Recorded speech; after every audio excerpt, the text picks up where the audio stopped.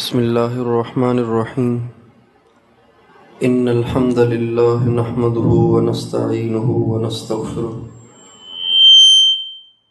من يهده الله فلا مضل له ومن يضلل فلا هادي له واشهد ان لا اله الا الله وحده لا شريك له واشهد ان سيدنا ونبينا وحبيبنا وشفيعنا وقرة أعيننا محمدا عبده ورسوله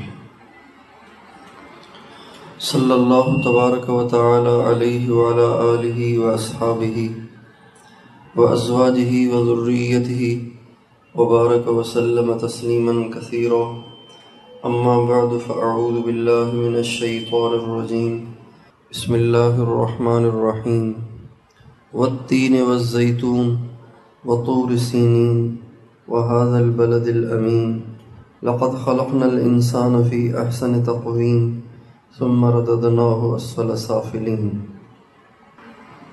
سبحان ربك رب العزة عما يصفون وسلام على المرسلين والحمد لله رب العالمين اللهم صل على سيدنا محمد وعلى آل سيدنا محمد وبارك وسلم۔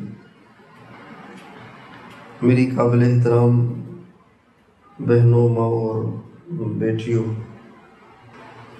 اللہ تعالیٰ نے دنیا کا ایک نظام بنایا ہے اور اس نظام کو ٹھیک رکھنے کے لیے اللہ تعالیٰ نے اپنی ہر مخلوق کو الگ ذمہ داریاں عطا فرمائی ہیں۔ ہر ادارے میں ایسے ہی ہوتا ہے، ایک عملہ ہوتا ہے، اس کے ذمہ داریاں ہوتی ہیں۔ جیسے یہ ایک ادارہ ہے، یہاں پہ کسی کی ذمہ داری نگرانی کی ہے اور کسی کی ذمہ داری پڑھانے کی ہے، کسی کی ذمہ داری صفائی ستھرائی کی ہے۔ اگر ان میں سے کوئی ایک بھی ذمہ داری پوری نہ ہو تو نظام درہم برہم ہو جائے گا۔ یہ دنیا ایک ادارہ ہے، اللہ نے اسے بنایا ہے اور اس کو چلانے کے لیے اللہ تعالیٰ نے اپنی مخلوق کو متعین فرمایا ہے۔ ہر مخلوق کی الگ الگ ذمہ داریاں ہیں۔ یہ ساری ذمہ داریاں اگر نبھائی جاتی رہیں تو دنیا کا نظام ٹھیک چلتا ہے، لیکن انسان ناسمجھ اور نادان ہے، اپنی ذمہ داریاں ٹھیک طریقے سے ادا نہیں کرتا۔ انسان کے علاوہ جو دوسری مخلوق ہے، ان کے ذمہ جتنی ذمہ داریاں ہیں وہ بالکل ٹھیک ادا ہوتی ہیں۔ آپ دیکھیے، اللہ تعالیٰ نے دن اور رات کا نظام دنیا میں چلانے کے لیے، یہ دونوں ہماری ضرورت ہیں، صرف رات بھی کافی نہیں، صرف دن بھی کافی نہیں، دن کے ساتھ رات کا ہونا لازمی ہے۔ یہ ایک انسان کی شدید ترین ضرورت ہے کہ رات بھی ہو اور دن بھی ہو۔ اب اس نظام کو برقرار رکھنے کے لیے اللہ تعالیٰ نے سورج کو متعین فرما دیا اور سورج اپنی پوری ڈیوٹی دے رہا ہے، اپنے ٹائم پہ نکلتا ہے، اپنے ٹائم پہ غروب ہوتا ہے، آتا ہے تو دن آ جاتا ہے، چلا جاتا ہے تو رات آ جاتی ہے۔ ایک ڈیوٹی ہے جو نبھا رہا ہے، اس کے نبھانے سے ساری دنیا کا دن رات کا نظام ٹھیک جا رہا ہے۔ اسی طرح اللہ تعالیٰ نے ہماری غذاؤں کے لیے زمین کو مأمور فرما دیا کہ وہ غلے اگائے، جانوروں کو متعین فرمایا کہ وہ ذبح ہو کر اپنا گوشت ہماری خدمت میں پیش کریں۔ آپ دیکھیں، زمین بھی اسی نظام کے ساتھ چل رہی ہے اور جانور بھی اسی نظام کے ساتھ چل رہے ہیں۔ دنیا میں کہیں بھی کسی جانور کے کسی ریوڑ نے احتجاج نہیں کیا، کوئی بائیکاٹ نہیں کیا، بلکہ ساری دنیا کے جانور اپنی گردنیں لیے انسانوں کے سامنے حاضر ہے۔ دنیا میں کروڑوں جانور ذبح ہوتے ہیں، کہیں کسی جانور کو کوئی اعتراض نہیں اور کوئی جانور ذبح ہونے سے انکاری نہیں۔ جانور ذبح ہو رہے ہیں اور زمین غلے اگا رہی ہے، ہماری غذا بن رہی ہے، اور ہمارے لیے جینا آسان ہو رہا ہے۔ اسی طرح پانی ہے، اسی طرح سب کچھ ہے۔ یہ سارا نظام اللہ تعالیٰ نے جن جن مخلوق کے حوالے فرمایا ہے، وہ ساری مخلوق اپنی ڈیوٹی دے رہی ہے اور دنیا کا نظام ٹھیک چل رہا ہے۔ اس میں ایک چیز یہ بھی ہے کہ دنیا میں رہنے والے انسانوں کی صحیح تربیت ہو۔ دنیا کے نظام کے ٹھیک چلنے کے لیے یہ بات بھی ایک لازمی اور بلکہ سب سے زیادہ ضروری ہے کہ دنیا میں رہنے والے انسان تربیت یافتہ ہوں، ان کے اخلاق ٹھیک ہوں، ان کی زندگی میں ادب آداب ہوں، اور ان کی سوچ صحیح ہو، ان کے نظریے صحیح ہوں، ان کے خیالات صحیح ہوں، ان کا کردار صحیح ہو، ان کے اخلاق صحیح ہوں، ان کی عادات اور اطوار ٹھیک ہوں۔ یہ بھی ایک اہم چیز ہے۔ اس پہ اللہ تعالیٰ نے دنیا کے سارے انسانوں کے اطوار اور اخلاق اور عادات اور کردار کو ٹھیک کرنے کے لیے اللہ تعالیٰ نے کیا نظام بنایا؟ اس کا نظام یہ بنایا کہ اللہ تعالیٰ نے ماں اور باپ کی یہ ذمہ داری لگائی کہ وہ اپنے بچوں پر محنت کریں اور اپنے بچوں کی عادات اور اخلاق پہ توجہ دیں اور ان کو ایک اچھا انسان بنانے کی کوشش کریں۔ اب یہ ایک ڈیوٹی ہے جو اللہ نے دی ہے، یہ ایک ڈیوٹی ہے جو اللہ نے عطا فرمائی ہے، لیکن آپ خود اس کا فیصلہ کریں گی کہ دنیا کا ہر نظام تو ٹھیک چل رہا ہے، یہی ایک نظام ہے جو درہم برہم ہے۔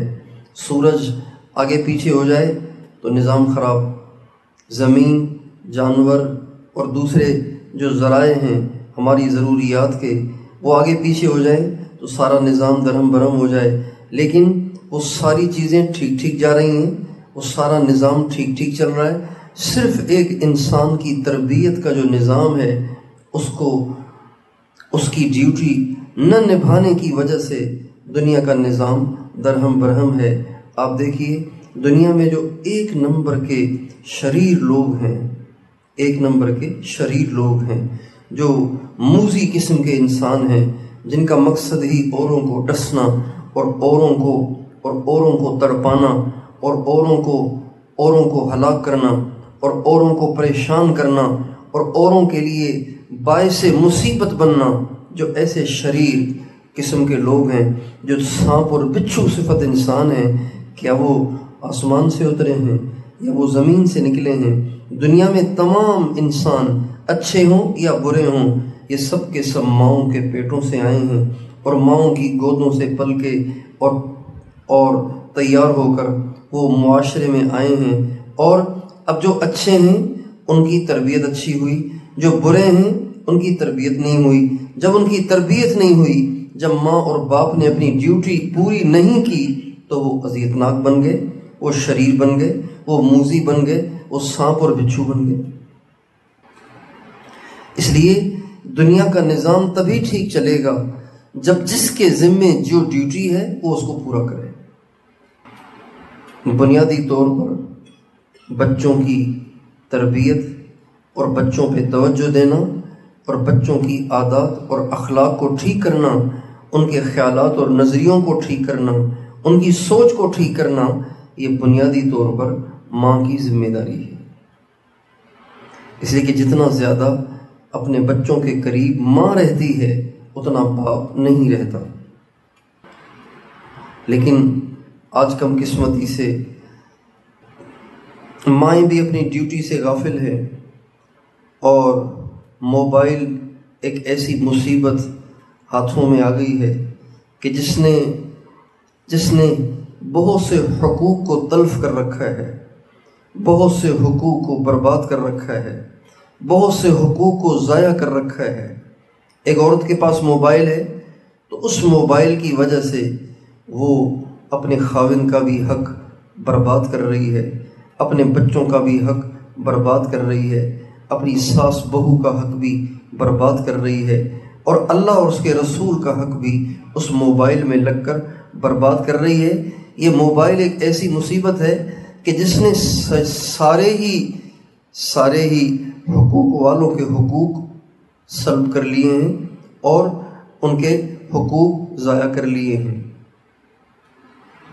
ایک وقت تھا کہ مائیں اپنے بچوں کو لیے بیٹھی رہتی تھیں، جو ہی بچہ آتا تھا تو مائیں دروازے پہ ان کے استقبال کے لیے جاتی تھیں، ان کو گلے لگاتی تھیں، ان کا ماتھا چومتی تھیں، ان کے ہاتھوں کو چومتی تھیں، پیار سے انہیں لے کر آتی تھیں، ان کا بیگ اترواتی تھیں اور پھر ان کے ہاتھ دھلاتی تھیں اور کہتی تھی بیٹا آپ نے نماز پڑھ لی ہے؟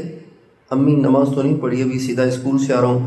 بیٹا جلدی سے وضو کر لو، پہلے نماز پڑھیں گے پھر کٹھے کھانا کھائیں گے۔ اب وہ بچہ نماز پڑھتا ہے اور اس کے بعد پھر وہ اپنے بچے کے ہاتھ دھلاتی ہے، دسترخوان بچھاتی ہے، اس کے ساتھ بیٹھ کے کھانا کھاتی ہے اور اس کو بات بات پہ بتاتی ہے کہ بیٹا بسم اللہ پڑھ کے کھانا ہے، اپنی طرف سے کھانا ہے اور ہر لقمے پہ اللہ کا شکر ادا کرنا ہے۔ اللہ نے دیا ہے، اللہ نہ دیتا تو کون دیتا۔ کتنے دنیا میں لوگ ہیں جو اس روٹی کو ترس رہے ہیں، اس لقمے کو ترس رہے ہیں۔ کتنے دنیا میں لوگ ہیں جو اس پنکھے کو ترس رہے ہیں جو آپ کے اوپر چل رہا ہے۔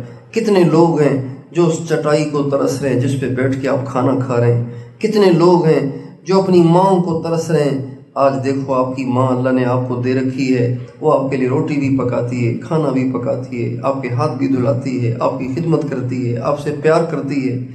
یہ مائیں ذہن بناتی تھیں، صحابہ کے واقعات سناتی تھیں، صحابیات کے واقعات سناتی تھیں، اہل اللہ کے واقعات سناتی تھیں، انبیاء کے واقعات سناتی تھیں، اور یہ واقعات سنا سنا کے اپنے بچوں کا ایسا برین واش کر دیتی تھیں کہ پھر ان کا بچہ کبھی بھی دنیا کی طرف، بے دینی کی طرف، برائی کی طرف مائل نہیں ہوتا تھا۔ آج آپ دیکھیں کہ ہماری مائیں کیا کر رہی ہیں۔ ہماری ماؤں کی ڈیوٹی اب کیا رہ گئی ہے سوائے کھانے پکانے کے؟ اب تو وہ بھی نہیں پکاتی، وہ بھی ماسیاں پکاتی ہیں۔ سوائے کپڑے دھونے کے اب تو وہ بھی نہیں دھوتی، وہ بھی ماسیاں دھوتی ہیں۔ کیا ان کی کیا ذمہ داری آج رہ گئی ہے عورت کی؟ بظاہر ایک ہی ذمہ داری رہ گئی ہے، شاپنگ کرنا، بس یہی ایک ذمہ داری رہ گئی ہے، بننا اور سنورنا، شاپنگ کرنا، گھومنا اور پھرنا، ہر تقریب میں الگ کپڑے پہن کے جانا، اپنے آپ کو فٹ رکھنا، بس یہی ایک عورت کی ذمہ داری رہ گئی ہے۔ اس کا نتیجہ کیا ہے؟ اس کا نتیجہ یہ ہے کہ معاشرے کو اچھے لوگ نہیں مل رہے، اس لیے ہمارا معاشرہ تباہی کی طرف جا رہا ہے، بربادی کی طرف جا رہا ہے۔ ایسے لوگ ڈھونڈنے سے بھی نہیں ملتے جو بے غرض ہوں، اندر سے سچے ہوں، دیانتدار ہوں، نیک ہوں، اللہ سے ڈرنے والے ہوں، امانت دار ہوں۔ ایسے لوگ ڈھونڈنے سے بھی نہیں ملتے، اس لیے کہ وہ فیکٹریاں بند ہو گئی ہیں جہاں سے ایسی پروڈکٹ نکلتی تھی، جہاں سے ایسی چیزیں بن کے نکلتی تھیں، وہ فیکٹریاں ہی بند ہو گئیں، وہ کارخانے ہی بند ہو گئے، وہ ملیں ہی بند ہو گئیں۔ وہ فیکٹریاں اور کارخانے ان ماؤں کی گودیں تھیں جن ماؤں نے اپنی ذمہ داریاں نبھائیں، اپنی ڈیوٹیاں ادا کیں۔ وہ کارخانے تھیں، وہ گودیں کارخانہ تھیں، وہ گھر کارخانہ تھے، وہ گھر فیکٹریاں تھے کہ جن سے ایسے بچے تیار ہو کر نکلتے تھے۔ اب ماں نہ اس کے خود کے اندر امانت داری ہے، نہ وہ بچے کو امانت دار بنانا چاہتی ہے۔ آج کی ماں بس اپنے بچے کو کسی ہائی فائی اسکول میں پڑھانا اور اس کو فر انگلش بولنا اور پھر اس کو کہیں باہر ملک پڑھنے یا کمانے کے لیے بھیجنا چاہتی ہے۔ اس کے علاوہ اس ماں کے سامنے کوئی منزل نہیں ہے، ماں کے سامنے کوئی منزل نہیں کہ اس بچے کو پہنچانا کہاں ہے۔ ماں کے سامنے کوئی منزل نہیں، اس بچے کو پہنچانا کہاں ہے۔ میری ماں، میری بیٹی، میری بہن، آپ کا بچہ اگر فر انگلش بولنے لگ بھی گیا اور آپ کا بچہ اسکالرشپ پر لندن بھی پہنچ گیا اور وہاں سے بھی ڈگریاں لے کے آ گیا، تو کیا خیال ہے، کیا وہ مقدر سے زیادہ کما لے گا؟ ہرگز نہیں، ہرگز نہیں، مقدر سے زیادہ نہیں کما سکتا۔ جو اس کے مقدر میں ہے اس کو تو اتنا ہی ملے گا۔ مقدر کا تعلق علم اور فن معلومات سے نہیں ہے، بلکہ علم کا تعلق تو تقسیم کے ساتھ ہے۔ حضرت علی المرتضیٰ رضی اللہ تعالیٰ عنہ کا ارشاد ہے، ان کا ایک شعر ہے، وہ فرماتے ہیں اگر رزق اور روزی علم کے ساتھ ہوتی تو دنیا کا سب سے بڑا مالدار مجھے سب سے بڑا مالدار تو مجھے پاتا، لیکن بات یہ ہے کہ رزق اور روزی کا تعلق علم کے ساتھ نہیں ہے، اس کا تعلق تو مقدر کے ساتھ ہے۔ حضرت علی بڑے علم والے تھے، آپ علیہ السلام کا ارشاد ہے انا مدینۃ العلم وعلی بابھا، میں علم کا شہر ہوں، علی اس کا دروازہ ہے۔ تو فرماتے ہیں اگر رزق کا تعلق علم کے ساتھ ہوتا تو علم میں تو مجھ سے بڑا ہوا نہیں ہے کوئی، تو پھر میں اتنا غریب کیوں ہوں؟ اس سے پتہ چلتا ہے کہ روزی کا تعلق علم سے نہیں ہے، بلکہ روزی کا تعلق تو قسمت اور مقدر سے ہے۔ دنیا میں ایسے بہت سے لوگ دیکھے گئے کہ جو انگوٹھا چھاپ تھے، جن کو لکھنا پڑھنا نہیں آتا، ان کو اپنا نام بھی لکھنا نہیں آتا، لیکن وہ اربوں میں کھیل رہے ہیں، کروڑوں میں کھیل رہے ہیں۔ اور دنیا میں ایسے بہت لوگ ہیں جنہوں نے ڈگریاں لے کر اپنی درازیں بھر لیں ان کاغذوں سے، لیکن وہ دھکے کھا رہے ہیں بیچارے، دھکے کھا رہے ہیں، مکان کی کرائے کا وہ بھی ادا نہیں کر پا رہے۔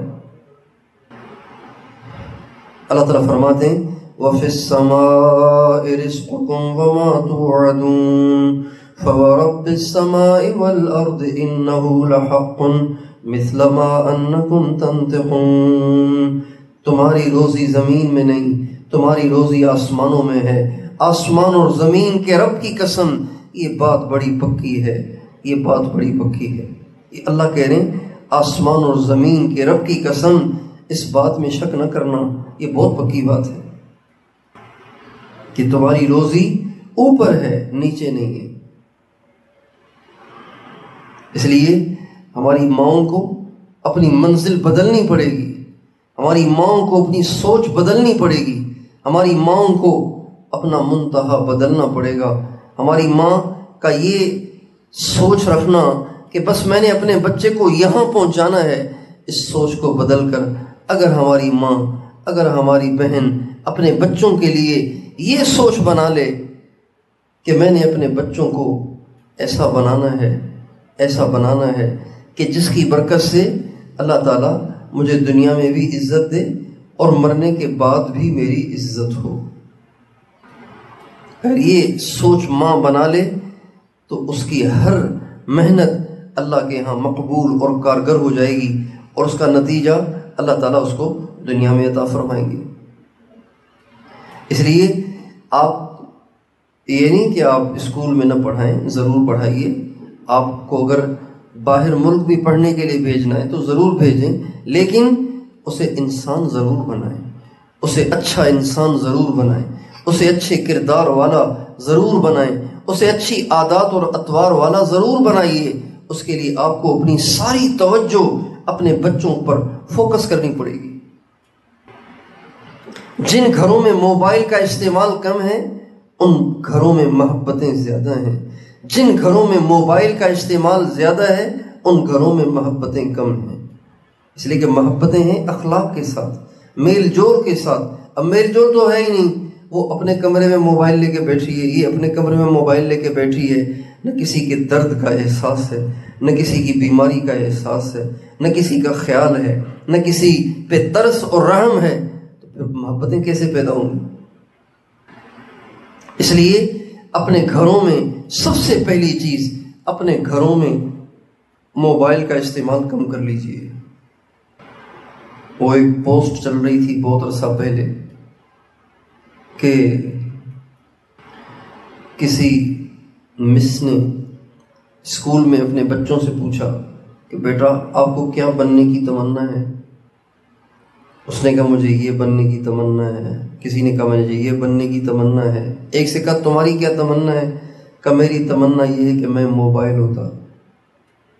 عجیب بات کہہ دی بچے نے، مس بڑی پریشان، موبائل ہوتا؟ بیٹا یہ کون سی تمنا کی ہے تم نے، یہ کون سی آرزو ہے تمہاری، میں موبائل ہوتا؟ تو اس نے کہا کہ موبائل ہونے کی اس لیے تمنا کرتا ہوں، اس لیے گھر جاتا ہوں تو امی بھی موبائل میں، ابو بھی موبائل میں، میرے لیے ان کے پاس ٹائم ہی نہیں ہے، نہ مجھ سے پوچھتے ہیں، نہ میرا حال لیتے ہیں، نہ میرے پہ توجہ دیتے ہیں، ہر وقت موبائل میں ہی لگے رہتے ہیں۔ تو میں یہ تمنا کرتا ہوں کہ کاش میں بھی موبائل ہوتا تو میری ماں اور میرے باپ کی مجھ پہ توجہ ہوتی۔ تو یہ عجیب بات ہے، یہ ہمارے بچے، آج کے بچے مظلوم ہیں، بڑے مظلوم ہیں، اور ہماری آج کی مائیں، ہمارے آج کے باپ بڑے ظالم ہیں، جنہوں نے ایک نسل جن تو لی ہے لیکن ان کے سدھارنے کی، ان کے بنانے کے لیے ان کے پاس ٹائم نہیں ہے، ان کے پاس ٹائم نہیں ہے، ان کے پاس ٹائم نہیں ہے۔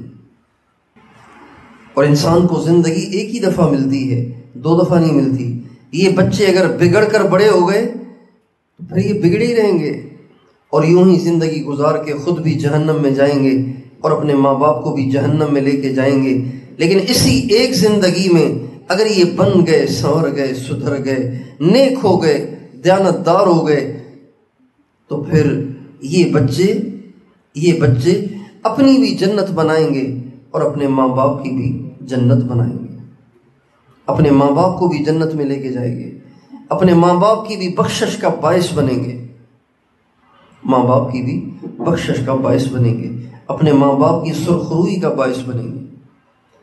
کتنی دنیا قیامت کے دن ایسی ہوگی جن کے اپنے عمل تو کمزور ہوں گے، لیکن ان کے بچوں کی نیکی کی وجہ سے اللہ تعالیٰ ان کو بخش دے گا اور ان کو بھی ان کے بچوں کے ساتھ جنت میں داخل کر دے گا، اس لیے کہ جب وہ نیک ہوں گے تو اللہ کو ان سے پیار ہوگا، اور جب اللہ کو ان سے پیار ہوگا تو اللہ ان کے پیاروں کو دوزخ میں نہیں ڈالے گی، اللہ ان کو بھی اس کی برکت سے جنت عطا فرمائیں گے۔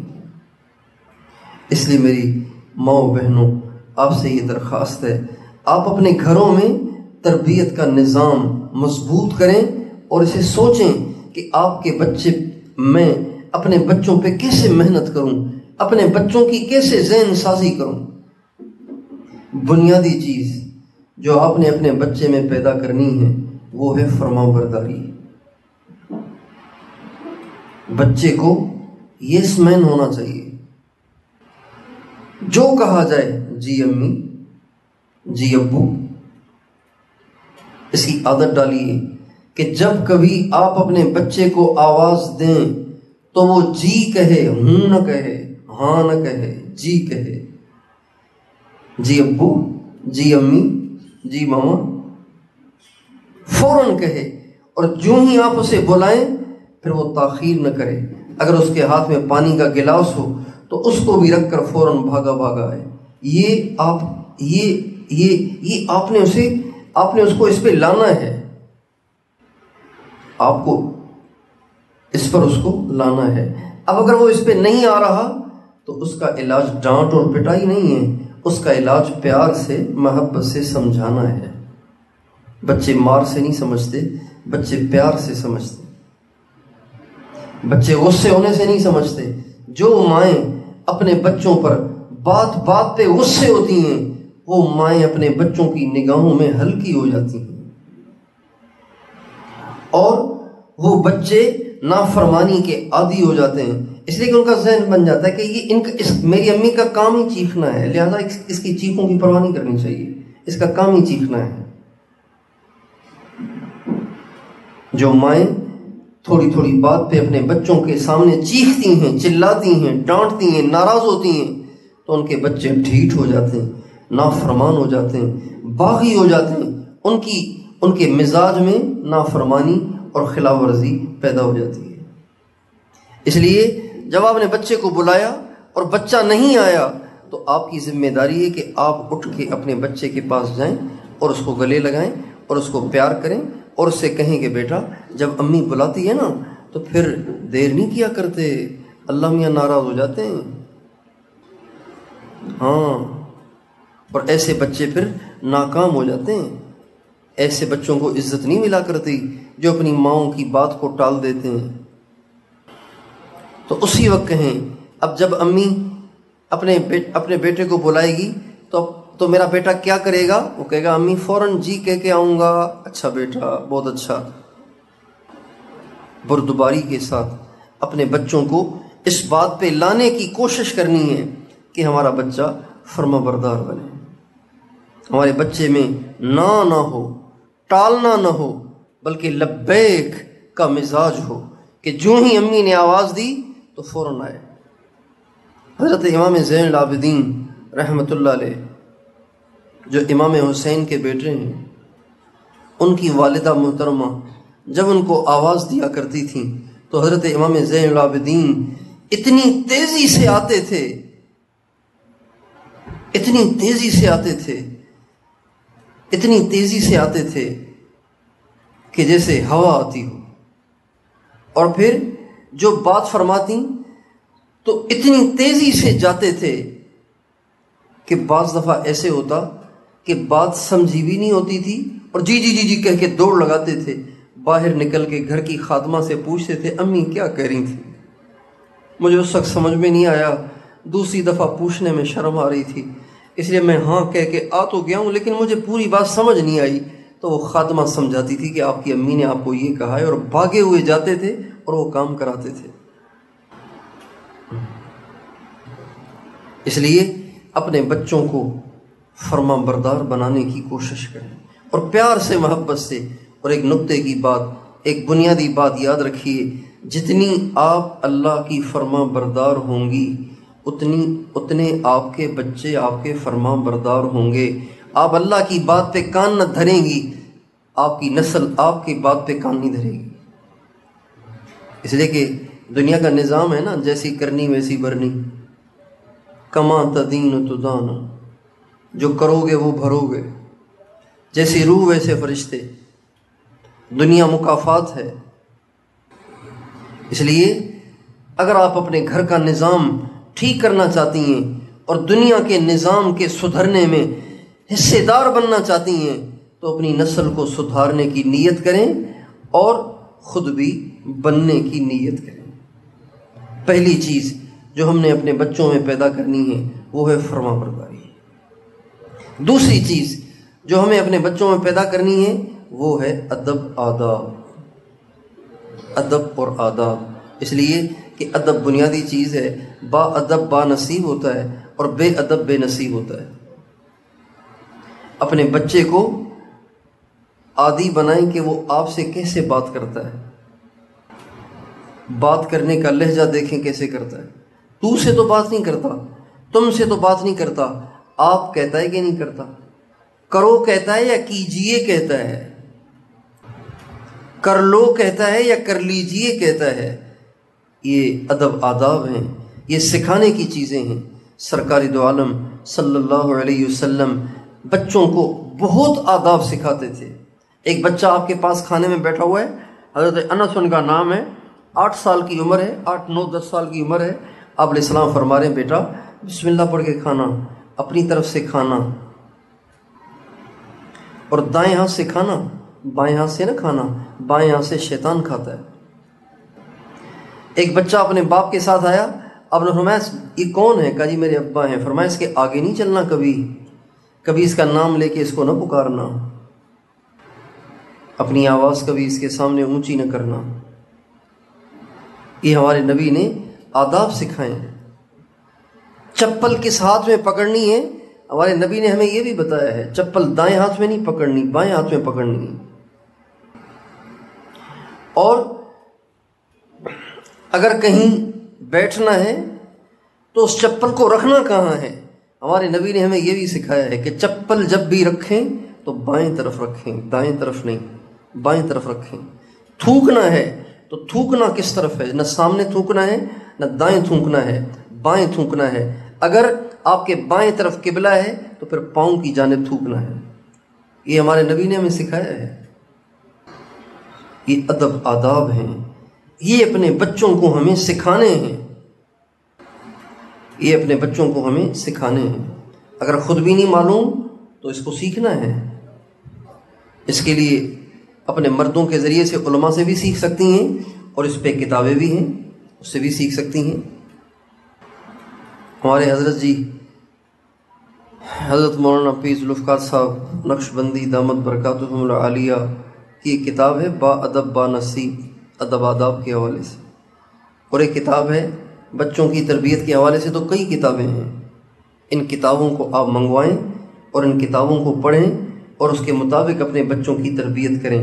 بنیادی چیز میں نے آپ کے سامنے رکھ دی کہ اپنے بچوں کو فرما بردار بنائیں، اپنے بچوں کو با ادب بنائیں۔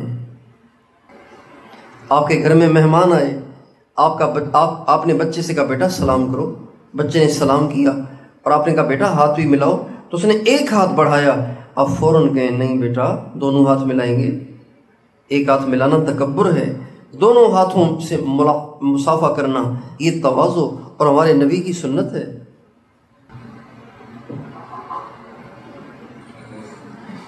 آپ نے بچے سے کہا یا بیٹی سے کہا بیٹی خالہ جان کو پانی پلاؤ، اب وہ گئی پانی بھرنے کے لیے اور گلاس کو یوں ہتھیلی میں پکڑ کر، یعنی گلاس کو اپنے ہاتھوں سے لپیٹ کر ایک ہاتھ سے لا کے اس نے پیش کیا۔ آپ کو فوراً سمجھانا ہے بیٹا گلاس ایسے پیش نہیں کرتے، گلاس دونوں ہاتھوں سے پیش کرتے ہیں اور اپنے ہاتھ سے گلاس کو لپیٹ کر، اپنے ہاتھ کو گلاس کے ساتھ لپیٹ کر پیش نہیں کرتے، بلکہ ایک ہاتھ بایاں ہاتھ اوپر کی طرف رکھتے ہیں اور نیچے کی ہتھیلی گلاس کے نیچے لگاتے ہیں اور یوں ادب کے ساتھ پیش کرتے ہیں تاکہ گلاس لینے والا گلاس کو درمیان سے اپنی انگلیوں سے سہولت سے پکڑ سکے۔ یہ باتیں سکھانے کی۔ آپ نے بیٹی سے کہا بیٹا مہمان آئے ہیں چائے بناؤ، اس نے چائے بنائی، اب اس نے ویسے ہی ہاتھوں میں لا کے کپ پیش کر دیا، تو یہ آپ کے سمجھانے کی چیز ہے بیٹا ٹرے میں پیش کرتے ہیں، پہلے دسترخوان بچھاتے ہیں پھر ٹرے میں پیش کرتے ہیں اور کپ کے نیچے پرچھ بھی ہونی چاہیے اور پھر دونوں ہاتھوں سے پیش کرتے ہیں، پہلے پانی پیش کرتے ہیں پھر چائے پیش کرتے ہیں اور چائے کے ساتھ بسکٹ بھی پیش کرتے ہیں۔ اپنے بچوں میں ادب اور آداب پیدا کریں اور اپنے بچوں میں اخلاق پیدا کریں، بچوں میں اخلاق پیدا کریں۔ آج اخلاق کے جنازے نکل گئے۔ اخلاق کی بنیادی سیڑھی یہ ہے کہ غصہ آئے تو اسے پیا جائے۔ اب غصہ بچہ کیسے پیے؟ ماں خود بھی نہیں پیتی، وہ بھی سارا دن چیختی رہتی ہے، تو بتائیے بچہ یہی سیکھے گا کہ چیخنا ہے چلانا ہے؟ جب بھی ناگواری پیش آئے تو چیخنا ہے، آسمان کو سر پہ اٹھانا ہے، یہ بچہ دیکھ رہا ہے، لہذا بچہ بھی وہی کرتا ہے۔ اللہ تعالیٰ فرماتے ہیں سارعوا الی مغفرۃ من ربکم وجنہ ارضها السماوات والارض اعدت للمتقین الذین ينفقون فی السراء والضراء والکاظمین الغیظ والعافین عن الناس واللہ یحب المحسنین۔ دوڑو اس جنت کی طرف جس کی چوڑائی زمین آسمان کے برابر ہے اور وہ بنائی گئی ہے متقیوں کے لیے، اور متقی وہ ہیں جو تنگی میں بھی خرچ کرتے ہیں، فراخی میں بھی خرچ کرتے ہیں، خوشی میں بھی خرچ کرتے ہیں، غموں میں بھی خرچ کرتے ہیں اور غصے کو پیتے ہیں۔ غصے کو پینے والوں کے لیے ہے جنت۔ بچے کو سکھایا جائے غصہ آئے تو پینا ہے، نکالنا نہیں ہے۔ غصہ آئے تو پینا ہے، نکالنا نہیں ہے۔ غصہ آئے تو پینا ہے، نکالنا نہیں ہے۔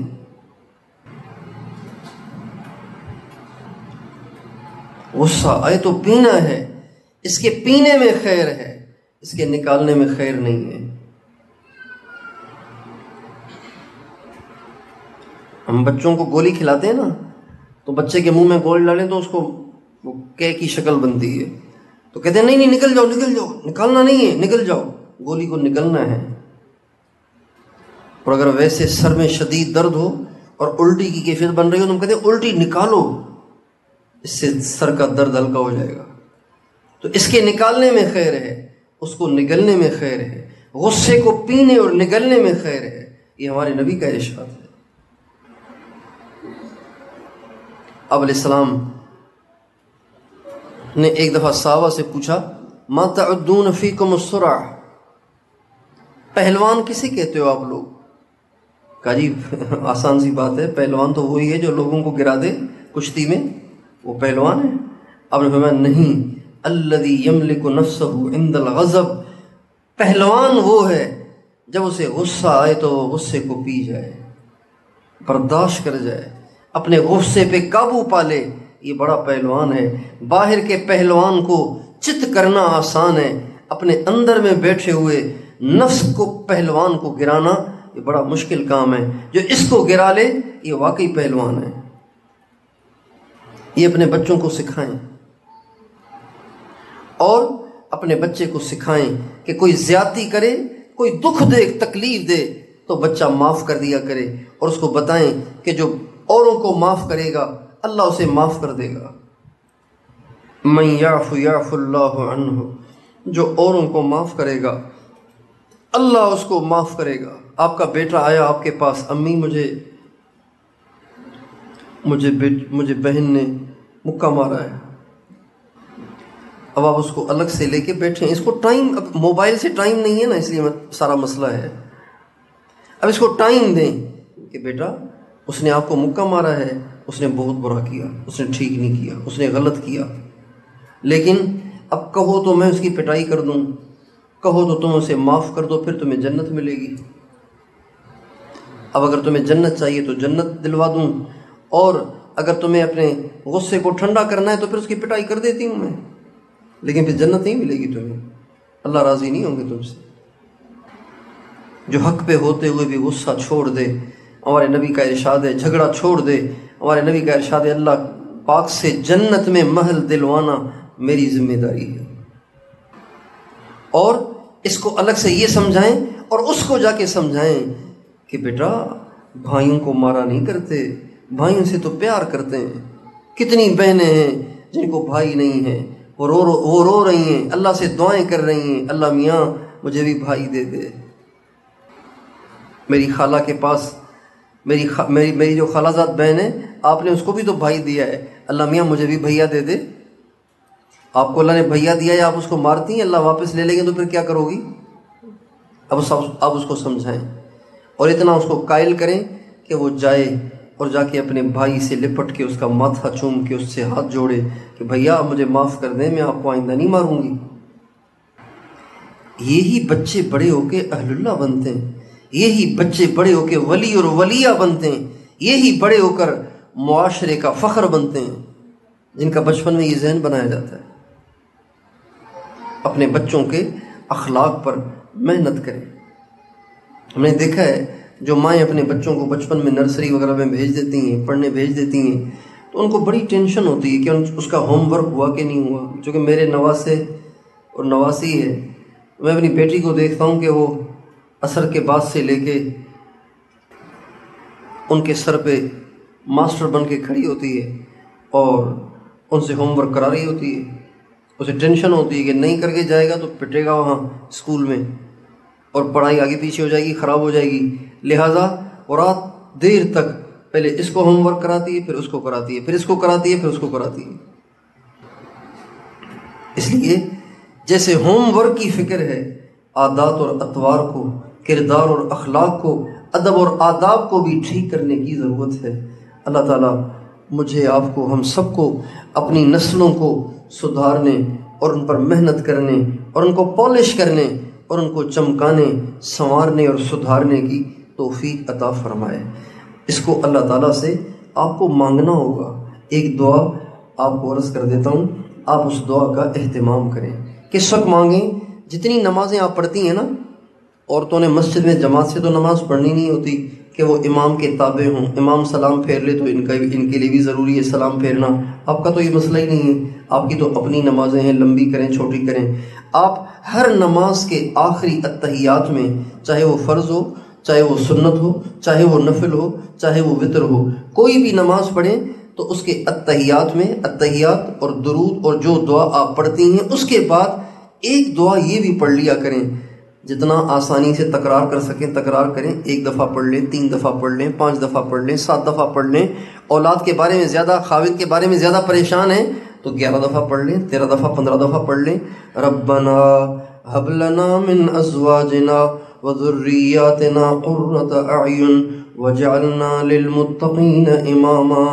اے ہمارے پروردگار ہمیں ایسے بیویاں ایسے خاوند دے جو ہماری آنکھوں کی ٹھنڈک ہوں، ہمیں ایسے بچے دے جو ہماری آنکھوں کی ٹھنڈک ہوں، اور اے ہمارے رب ہم سب کو پرہیزگاروں کا امام بنا دے، امام بنا دے۔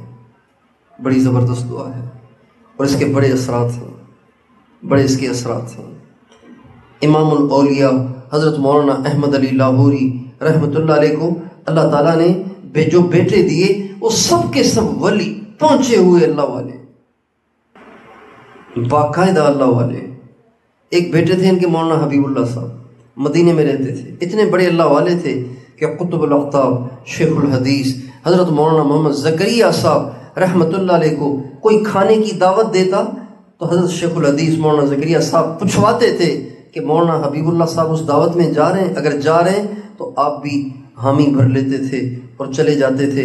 اگر آپ کو پتہ چلتا کہ انہوں نے انکار کر دیا ہے تو سمجھ جاتے تھے کہ اس کی کمائی ٹھیک نہیں ہوگی، لہٰذا آپ بھی انکار کر دیتے تھے۔ اتنے بڑے اللہ والے۔ تو کسی نے پوچھا مولانا احمد علی لاہوری سے کہ آپ کی اتنی نسل نیک کیسے ہو گئی، اتنے اچھے کیسے بچے ہو گئے آپ کے؟ تو فرمایا میرا اہتمام ہے کہ میں نمازوں کے اتحیات میں یہ دعا پڑھتا ہوں، ربنا هب لنا من ازواجنا وذرياتنا قرة اعین وجعلنا للمتقین اماما۔ کتنی چھوٹی سی دعا ہے۔ اللہ تعالیٰ مجھے اور آپ کو اپنی نسل پر سنجیدگی کے ساتھ محنت کرنے کی توفیق عطا فرمائے۔ لا الہ الا اللہ محمد الرسول اللہ۔ درود شریف پڑھ لیجئے۔ لا الہ الا انت سبحانک انی کنت من الظالمین۔ اللہم صلی علی سیدنا محمد وعلی آل سیدنا محمد وبارک وسلم۔ اے بادشاہوں کے بادشاہ، اے ساری دنیا کے مالک، اے عرش اور فرش کے مالک، اے زمین آسمانوں کے بادشاہ، اے سارے بادشاہوں کے بادشاہ، ہم تیرے گرے پڑے چھوٹے چھوٹے بندے اور بندیاں فقیر بن کر تیرے سامنے اپنی جھولی پھیلاتے ہیں، اپنے ہاتھوں کو اٹھاتے ہیں، آپ سے اپنے گناہوں کی بخشش چاہتے ہیں۔ اے مالک الملک، ہمارے گناہوں کو معاف فرما دے، ہماری خطاؤں سے درگزر فرما دے، ہماری خطاؤں سے درگزر فرما دے۔ تو بہت بڑا، ہم بہت چھوٹے، تو بہت اچھا، ہم بہت برے۔ اے اللہ تو بڑا طاقتور ہے، ہم بڑے کمزور ہیں، ہمیں پل پل تیری ضرورت ہے۔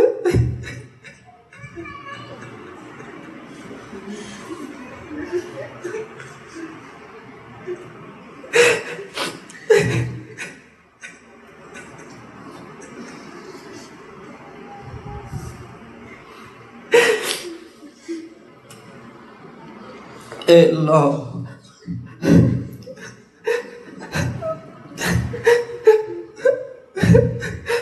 ہمیں پر پلتی ضرورت ہے، ہم تیرے محتاج ہیں۔ اے اللہ آپ ہمارے بغیر، اے اللہ آپ ہمارے بغیر بہت بڑے ہیں، لیکن ہمارا آپ کے سوا کوئی نہیں ہے۔ اے اللہ آپ ہی ہمارے سہارا ہیں، آپ ہی ہمارے سب کچھ ہیں۔ ہم آپ کے بندے، آپ کی بندیاں آپ کے سامنے جھولی پھیلا کے آپ سے بھیک مانگ رہے ہیں، بھیک مانگ رہے ہیں، بھیک مانگ رہے ہیں۔ اے سخیوں سے بڑے سخی اللہ، ہمارے گناہوں کو معاف کر دے، ہماری خطاؤں سے درگزر فرما دے، ہمیں اپنا قرب دے دے، ہمیں اپنی معرفت دے دے، ہمیں اپنی محبت دے دے، ہمارے دل کی گندگیاں دور کر دے، ہماری نگاہوں کو پاک فرما دے، ہماری زبانیں بے لگام ہیں، ہماری زبانوں کو اے اللہ سنت کی لگام دے دے، ہماری زبان کو سنت کی لگام دے دے، ہماری نگاہوں کو پاک کر دے، ہمارے کانوں کو پاک کر دے، ہمارے دامن کو ہمیشہ بے داغ رکھنا۔ اللہ ہمارے دامن کو موت تک بے داغ رکھنا، دنیا کی رسوائی سے بھی بچا، آخرت کی رسوائی سے بھی بچا، ہمیں تب تک موت نہ دینا جب تک تو ہم سے راضی نہ ہو جائے۔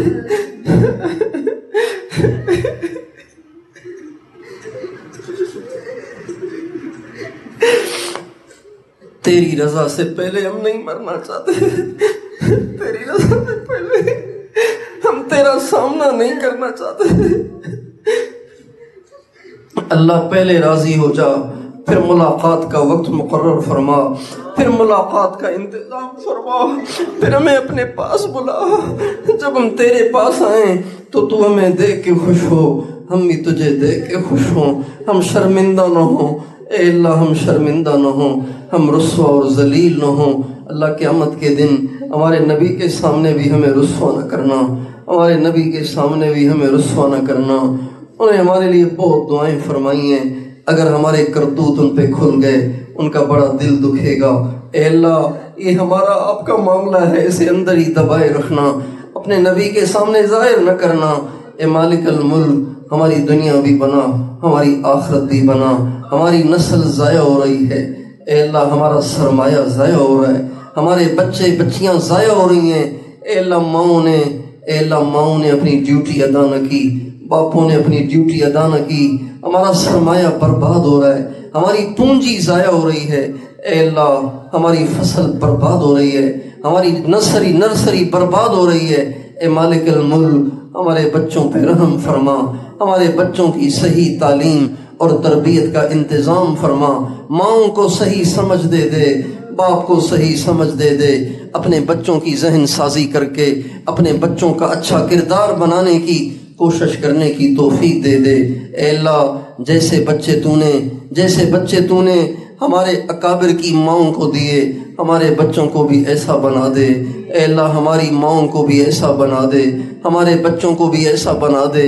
اے بادشاہوں کے بادشاہ بیماروں کو عافیت دے، صحت دے، مقروضوں کے قرضے اتار دے، بے گھروں کو گھر دے دے، جن بچے بچیوں کے رشتے نہیں ہو رہے ان کے خیر والے رشتے کرا دے، بے اولادوں کو نیک صالح اولاد دے دے، جن کی اولادیں بگڑ گئیں ان کو نیک صالح بنا، ماں باپ کی آنکھوں کی ٹھنڈک بنا، ہم سب کو اولاد کی خوشیاں عطا فرما، اولاد کے دکھوں سے بچا۔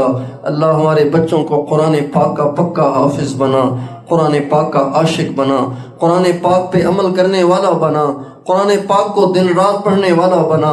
اے اللہ عالم ربانی بنا، متقیوں کا امام بنا، ہماری آنکھوں کی ٹھنڈک بنا، اپنے دین کا دائی بنا، کروڑوں کی ہدایت کا ذریعہ بنا۔ اے بادشاہوں کے بادشاہ بے قصور قیدیوں کو عافیت سے آزاد فرما۔ اے اللہ ہماری بہن عافیہ صدیقی کو درندوں کے پنجوں سے چھڑا دے۔ اے اللہ چھڑا دے، اے اللہ چھڑا دے۔ 20 سال ہو گئے اس بیچاری کو اے اللہ ان درندوں کے پنجوں میں پھنسے ہوئے۔ اے مالک الملک تجھے تیرے محبوب کی آنکھوں سے بہنے والے آنسوؤں کا واسطہ اب اس کی رہائی کا انتظام فرما، صحیح اور سلامتی کے ساتھ اس کی رہائی کا انتظام فرما۔ اے اللہ تیرے ہاتھ میں ہے، کسی کے ہاتھ میں نہیں ہے، امریکہ کے ہاتھ میں نہیں ہے، تیرے ارادے کی دیر ہے۔ تو نہیں تو فرمایا کہ میرا ارادہ بس کن ہے، جب میں کن کہہ دیتا ہوں تو مشکل سے مشکل کام بھی ہو جاتا ہے۔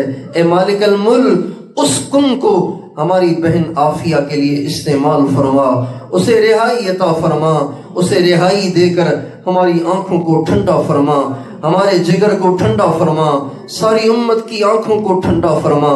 اے اللہ تمام بے قصور قیدیوں کو عافیت سے آزاد فرما، ہمارے اس ملک پہ رحم فرما، شر پسندوں کو ہدایت عطا فرما، بے ہدایتوں کو دفع دور فرما، اس کی سرحدات کی حفاظت فرما، سرحدوں پہ کھڑی ہوئی افواج کی حفاظت فرما۔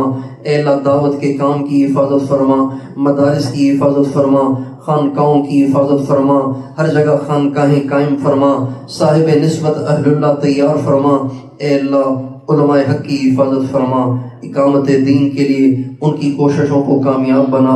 اے اللہ اس سارے مجمع کے دل میں جو جائز ارمان ہو اپنی رحمت سے پورے فرما، ہماری دنیا بھی بنا، ہماری آخرت بھی بنا، ستاری کا معاملہ فرما، ہماری تمام جائز حاجتیں پریشانیاں جائز حاجتیں پوری فرما، پریشانیاں دور فرما، ہمارے گھروں کو جنت کا باغیچہ بنا، ہمارے گھروں کو جنت کا باغیچہ بنا، آپس میں شیر و شکر بن کر رہنے کا ماحول بنا دے۔ آمین۔ وصلی اللہ علی النبی الکریم وعلی آلہ وصحبہ اجمعین برحمتک.